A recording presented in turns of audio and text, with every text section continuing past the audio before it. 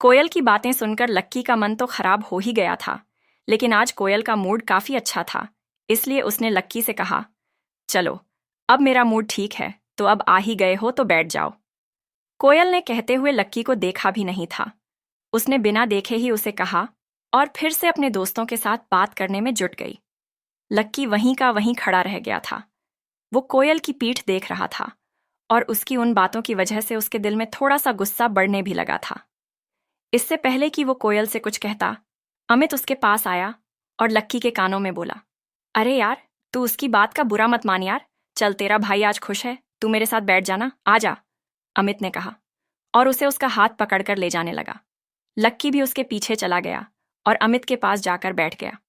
फिर उसने गर्वित और प्रीतम की तरफ हाथ उठा दिया। उधर जैसे ही लक्की वहां जाकर बैठा, कोयल ने फिर उसे घूर कर देखा, लेकिन इस बार लक्की ने उसकी तरफ नहीं देखा था। उसने जानबूझकर कोयल से अपनी नजरों को दूर कर लिया था, ताकि उसे जरा सा भी गुस्सा ना आ सके। कोयल, ये वही लड़का है ना, और तेरी ट्रीट में इसका क्या काम है? कोयल की एक दोस्त ने लक्की की ओर टेढ़ी नजरों से देखा और पूछा। बाकी के लोग जो लक्की के बारे में नहीं जानते थे और उसके बारे में सिर्फ उसके कपड़े को देखकर अपने मन में राय बना रहे थे, वो भी कोयल को ऐसे ही सवालिया नजरों से देख रहे थे। जब कोयल ने देखा कि सारी नजरें उसकी ओर घूम गई थीं, तो उसने लक्की के बारे में बताना शुरू करते हुए कहा, ये भाई बहुत ही कमाल के इंसान हैं। इनसे बड़ा अजूबा ना आपको पूरी दिल्ली में कहीं भी देखने को नहीं मिलेगा। कल सुबह ये पैसे निकालने के लिए बैंक में गए। पता है कौन से bank? New city bank. New city bank का नाम सुनते ही उन सब लोगों के मुंह खुले के खुले रह गए थे। ऐसा नहीं था कि उन्होंने कभी इस बैंक का नाम नहीं सुना था। बात सिर्फ इतनी सी थी कि लक्की का हुलिया देखकर कोई सपने में नहीं सोच सकता था कि ये आदमी न्यू सिटी बैंक भी जा सकता है। इससे पहले कि कोई कुछ कहता, कोयल ने अपनी बात पूरी करते हुए कहा, और वहां जाकर ये मैनेजर से कह रहे हैं कि मुझे पैसे निकालने हैं। मैनेजर ने इससे पूछा, आपका कार्ड कहाँ है? तो इन भाई साहब ने बोला कि मेरे पास तो कोई कार्ड ही नहीं है। कोयल का इतना कहना हुआ कि वहां बैठे कुछ लोगों के चेहरे पर हंसी आ गई। वो बार बार लक्की को देखे जा रहे थे और हंस रहे थे, और बाकी के लोग जैसे अमित और रोशनी लोगों को सच पता था, इसलिए वो लोग चुपचाप बैठे हुए थे। थोड़ी ही देर बाद वेटर ने ऑर्डर सर्व कर दिया था और इस दौरान लक्की सिर्फ अमित, गर्वित और प्रीतम से ही बात कर रहा था। कोयल और उसके दोस्त की तरफ वो देख भी नहीं रहा था। प्लेट में एक पकौड़ा उठाते हुए कोयल ने जोर से कहा, और फिर पता है उसके बाद क्या हुआ? लॉयन ग्रुप का सीईओ क्रांति, रायजादा मोहित, रायजादा का बाप, सीधा मेरे पिताजी के ऑफिस आए और मेरे पापा के सामने हाथ जोड़कर उसने माफी मांगी है। इसे कहते हैं जैसे को तैसे। हाँ, लेकिन कोयल, मैं एक बात कहूं, मुझे नहीं लगता तेरी फैमिली ने ये प्रॉब्लम इतनी आसानी से सॉल्व कर ली होगी यार, लॉयन ग्रुप एक बहुत बड़ा ग्रुप है। वो दिल्ली की टॉप 10 कंपनीज में से एक है, एक लड़के ने कहा। हाँ, मुझे भी यही लगता है। क्रांति रायजादा कितना पावरफुल आदमी है, इसके बारे में पूरी दिल्ली जानती है। उसके तेवर किसी से भी छुपे नहीं है यार। एक बार अगर वो किसी की बैंड बजाने की सोच लेता है ना, तो फिर वो इतनी आसानी से सामने वाले को छोड़ता नहीं है। वो चाहे तो किसी भी कंपनी को गायब करवा दे, और तेरे पापा ने उसे इतनी आसानी से हरा दिया, ये मुझे कुछ हजम नहीं हो रहा है यार, एक और लड़के ने कहा। हाँ, हो सकता है कि इसमें किसी और का भी हाथ हो, एक और लड़के ने कहा। कोयल उन सब लोगों की बातें सुनकर चिढ़ गई थी। उसे लग रहा था कि सब लोग उसकी इस जीत को उस तरह से नहीं देख रहे थे, इसलिए उसने भी जोश जोश में कहा, हाँ, तो तुम क्या मेरे पापा को कोई छोटा मोटा आदमी समझते हो? मेरे पापा के आगे ना क्रांति रायजादा जैसे 10 आदमी पानी भरते हैं। वो चाहे तो एक झटके में मोहित और उसके बाप को हमारी कंपनी के गेट पर गार्ड की नौकरी पर रख सकते हैं। मेरे पापा के आगे वो जीरो हैं।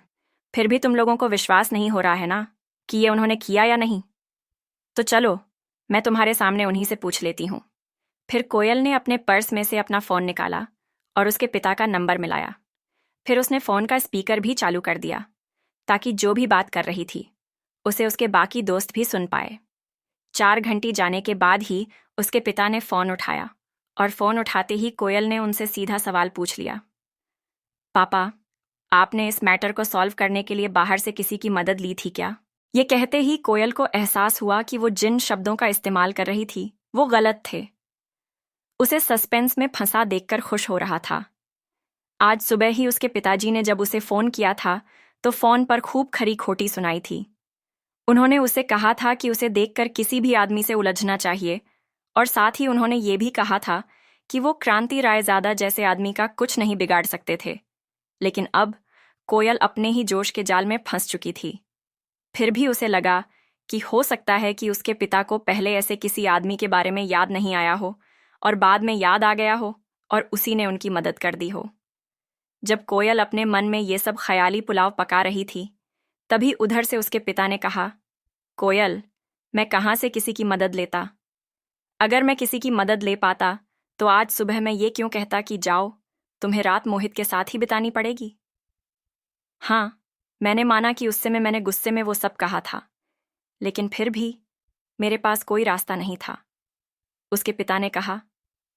लेकिन वो ये भूल गए थे कि उनकी ये बात ना सिर्फ कोयल बल्कि उसके दोस्त भी सुन रहे थे। कोयल का चेहरा अपने पिता के शब्दों को सुन लेने के बाद शर्म से लाल हो गया था। वो मन ही मन यही सोच रही थी कि इधर जब उसके दोस्त उन दोनों की बातों को सुन रहे थे, तो वैसे में उसके पिता आखिर उसके बारे में ऐसी बात कैसे कर सकते थे? वो मोहित के साथ रात बिताने वाली बात को इतना जोर से कैसे बोल सकते थे? कोयल के चेहरे की चमक मानो उड़ गई थी और वो तुरंत आगे की बात करने के लिए अपनी जगह से उठकर एक कोने में चली गई थी। पापा, तो आपने किसी की भी मदद नहीं ली थी? कोयल ने फिर से अपने पापा से पूछा। उसे अपने ही पिता की बात पर विश्वास नहीं हो रहा था।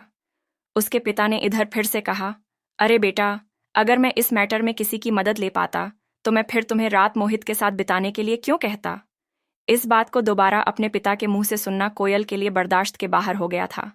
उसने अपनी आंखें बंद की और फिर एक बार ऊपर की ओर देखते हुए बोली, पापा, प्लीज आप बार बार ये बोलना बंद करोगे या नहीं? अभी मैं अपने दोस्तों के साथ बैठी थी, तब आपने ये बोला था। अब मैं कोने में आ गई थी, फिर भी आप यही बोल रहे हो पापा। क्यों मेरी इज्जत की वाट लगा रहे हो? मेरे सारे दोस्त ये सब सुन रहे थे। क्या तुम्हारे साथ तुम्हारे दोस्त भी हैं? माफ करना, मुझे मालूम नहीं था, और मालूम भी कैसे होता? तुमने ये थोड़ी ना मुझे बताया कि तुम अपने दोस्तों के साथ हो। तुमको पहले बोलना चाहिए था ना, या तुम अपने फोन का लाउड स्पीकर बंद करके रखती? उसके पिता ने उसे उस ओर से उलटा झाड़ते हुए कहा। अरे पापा, ठीक है ना अब? आप क्या चाहते हो, मैं किसी गड्ढे में जाकर अपनी जान दे दूं? कोयल ने अपना ही सिर पकड़कर कहा। उसे लग रहा था कि उसे अपने पिता को इस बारे में पहले ही बता देना चाहिए था कि उसके सारे दोस्त उन दोनों की बातें सुन रहे थे। तब तक कोयल ये मान रही थी कि उसके पिता ने ही अपने किसी आदमी से बोलकर इस मैटर को सॉल्व कराया था। लेकिन अब, क्योंकि अब सच सबके सामने आ गया था, इसलिए सबके सामने उसका पोपट होने वाला था। अरे सुनो, कहीं ऐसा तो नहीं कि इस मामले में तुम्हारे उस दोस्त ने हमारी मदद की हो? उसके पिता ने पूछा। मेरे दोस्त ने, कोयल ने अपने आप से कहा, और फिर कुछ सोचने लगी। फिर उसने अपने बाकी के दोस्तों की ओर देखा, जो टेबल पर बैठकर उसका इंतजार कर रहे थे। अचानक कोयल को लगा कि उसके पापा सही कह रहे थे। वैसे भी उसने दोपहर में प्रशांत को तो फोन किया ही था। मुझे लगता है कि तुम्हारे दोस्त की वजह से ये काम पूरा हो गया है। तुम्हें अपने दोस्त को थैंक यू बोलना चाहिए, और साथ में उसे ये भी कहना चाहिए कि मैं उसका ये एहसान जिंदगी भर नहीं भूलने वाला।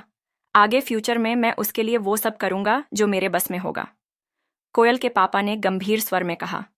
हाँ, ठीक है, मैं बोल दूंगी। चलो, अभी मैं फोन रख रही हूं, बाय। उसे भी अब यही लग रहा था कि उसकी मदद और किसी ने नहीं, बल्कि उसके दोस्त ने की थी। लेकिन अब जब उसके दोस्त ने ही उसकी मदद की थी, तो फिर उसके पिता उसे इतना क्यों सुना रहे थे? जब वो अपनी बेटी को बचा नहीं सकते, तो सुना भी नहीं सकते थे। जैसे ही कोयल फोन काटने वाली थी, तभी उसके पिता ने फिर से कहा, अरे एक सेकंड रुको, मुझे तो लगता है जिस आदमी ने हमारी मदद की है, उसका जुड़ाव ट्रेड यूनियन के अध्यक्ष चेतन मित्तल के साथ जरूर होगा। इस मसले को चेतन मित्तल के अलावा और कोई सॉल्व नहीं कर सकता, और जो आदमी चेतन मित्तल तक पहुंच सकता है, वो कोई छोटा मोटा आदमी नहीं हो सकता। कोयल ने उनकी बातों का कोई जवाब नहीं दिया और फोन काट दिया। उसके दिमाग में अभी भी शक चल रहा था, और उस शक के साथ वो टेबल की ओर बढ़ती जा रही थी। जब सब लोगों ने वो बात सुन ही ली थी, तो सब लोग उस चीज के बारे में और भी जानने के लिए बेताब हुए जा रहे थे। आखिर कौन था वो? कौन था वो इंसान जो चेतन मित्तल के इतने करीब पहुंच गया था, और वो भी इतनी जल्दी? इधर कोयल के चेहरे के भाव बिल्कुल शांत हो गए थे। जो भी लोग उसे देख रहे थे वो भी इनके चेहरे को देख रही थी, और आखिर में उसकी आंखें दिशा की ओर जाकर टिक गई। इनमें अगर कोयल के सबसे कोई करीब था तो वो दिशा ही थी। उसने मुस्कुराते हुए दिशा को देखा और बोली, दिशा, कौन था वो आदमी जिसने मेरी हेल्प की? दिशा ने जैसे ही उसके मुंह से ये सवाल सुना तो उसके होश उड़ गए। इधर लक्की भी उसका ये बचकाना सा सवाल सुनकर उसके ऊपर हंस रहा था। उसे तो ये समझ में नहीं आ रहा था कि कोयल को ऐसा क्यों लग रहा था कि दिशा ने उसकी मदद की थी। कोयल की मदद किसने की थी, इसके बारे में उसे तो कुछ पता ही नहीं था। इसलिए उसने ना तो अपना सिर हिलाया और मुस्कुराते हुए बोली, मेरे पास तो ऐसे किसी भी आदमी का कोई कांटेक्ट नहीं है जो इतने बड़े आदमी से निपट सके। ऐसे में तुम मेरे साथ मजाक क्यों कर रही हो कोयल? अच्छा, ऐसा क्या? कोयल का चेहरा उसका जवाब सुनने के बाद थोड़ा सा लटक गया था। हाँ, मैं सच कह रही हूं, तुम्हारी कसम, दिशा ने उसे विश्वास दिलाते हुए कहा। अब उसने अपनी नज़र दिशा से मोड़कर मानसी की ओर घुमा ली थी। उसने मानसी से भी वही सवाल किया जो उसने दिशा से किया था, और मानसी ने कहा, नहीं नहीं यार, मैं तो इस मैटर में तुम्हारी मदद कर पाने के बारे में सपने में भी नहीं सोच सकती। हाँ, मैंने फ़ोन निकालकर कुछ लोगों को फ़ोन तो ज़रूर किए थे, लेकिन मैं तो उन्हें फ़ोन करने से पहले ही ये जानती थी कि उनसे बात करने का कोई फ़ायदा ही नहीं था। वो तो मैंने ऐसे ही बस तुम्हारा मन रखने के लिए उन्हें फ़ोन कर दिया था। कोयल को यहाँ भी निराशा ही हाथ लगी थी। फिर उसने रोशनी को देखा, और इससे पहले कि वो रोशनी से यही सवाल कर पाती, रोशनी ने अपनी गर्दन हिलाते हुए कहा, यार, मेरे घरवालों ने तो मुझे यही कहा था कि क्रांति रायज़ादा के मैटर में तो दिल्ली का मुख्यमंत्री भी नहीं बोल सकता। एक छोटा सा पार्षद बोलकर क्या उखाड़ लेगा यार? रोशनी के एक दूर के मामा पार्षद थे। अब उसके पास और कोई चारा नहीं बचा था, इसलिए उसने अमित को देखा और बोला, अमित, क्या तुमने? इससे पहले कि वो आगे कुछ बोल पाती, अमित ने पहले ही ना में सिर हिला दिया था। फिर उसने गर्वित की ओर देखा। गर्वित ने कहा, देखो ना, तो मैंने और ना ही प्रीतम ने ये काम किया है। हम आज तो आने वाले 100 सालों में इसे करने के सपने नहीं देख सकते। अब वहां पर सिर्फ एक ही आदमी रह गया था, लक्की। कोयल लक्की की ओर देख रही थी, लेकिन वो इस दुविधा में थी कि वो उससे सवाल करे या ना करे।